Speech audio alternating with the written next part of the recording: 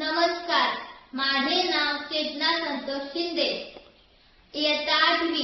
माझ्या शाळेचे नाव रायगड जिल्हा परिषद उच्च प्राथमिक शाळा हौदरवाडी मुळगिरी, तालुका पोलादपूर, जिल्हा रायगड. नमस्कार, माझे नाव अनिशा दिनकर शिंदे. इयत्ता 8वी. माझ्या शाळेचे नाव रायगड जिल्हा परिषद उच्च प्राथमिक शाळा हौदरवाडी मुळगिरी, तालुका पोलादपूर, जिल्हा रायगड. आमच्या प्रकल्पाचा विषय आहे समृद्ध भारत अंतर्गत वोकल फॉर लोकल, स्थानिक उत्पादने आणि साधनांची वाढ. आमच्या प्रकल्पाचं नाव आहे मातीची भांडी बनवणे, उपक्रम विकसित भारत विल्ड थॉट 2025. प्रस्तावना. आपल्या भारतात प्राचीन काळापासून विविध प्रकारची मातीची भांडी तयार केली जातात. या भांड्यांमुळे भारतीय संस्कृती अजूनही सुगंध टिकून आहे. गावातील कारागीर विविध प्रकारची मातीची भांडी तयार करतात. मातीची भांडी पर्यावरणपूरक, सुंदर आणि उपयुक्त असतात. उद्दिष्ट: मातीची भांडी बनवण्याची पारंपरिक पद्धत जाणून घेणे, स्थानिक कारागिरांच्या कलेचे महत्त्व समजणे, स्वदेशी उत्पादनांना प्रोत्साहन देणे, वोकल फॉर लोकल आणि समृद्ध भारत या संकल्पना प्रत्यक्षात आणणे.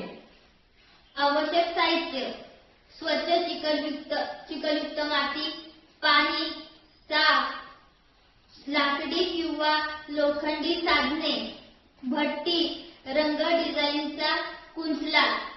प्रक्रिया: प्रथम चांगली माती निवडून ती पाण्यात भिजून मळून घेतली जाते. ही माती चाकावर ठेवून तिला हाताने आकार दिला जातो. भांडी, दिवे, घागर इत्यादी वस्तू तयार केल्या जातात. या वस्तू तयार झाल्यानंतर उन्हात वाळवल्या जातात आणि सावलीत ठेवल्या जातात.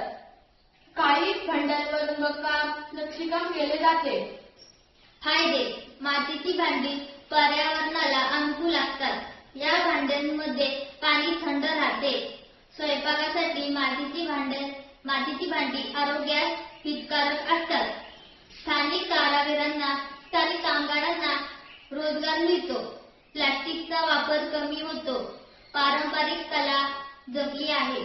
विशेष कल्पना: विद्यार्थ्यांनी कलेच्या हस्तकला तासाला छोट्या आकाराच्या मातीच्या वस्तू स्वतः बनवावी. त्यावरती रंगकाम करून स्वदेशी वस्तू वापरा, देशाचा अभिमान करा हा संदेश लिहावा. अशा प्रकारे विद्यार्थ्यांनी प्रयत्नातून छोट्या मोठ्या गोष्टी स्वदेशी विचारात रुजतील. निष्कर्ष: मातीची भांडी हे भारतीय संस्कृतीचे प्रतीक आहे. ही कला टिकवणे आपली जबाबदारी आहे. मातीच्या भांडीमुळे पर्यावरणाचे रक्षण होते, रोजगार निर्मिती आणि आत्मनिर्भर भारत या स्वप्नाची पूर्तता होते.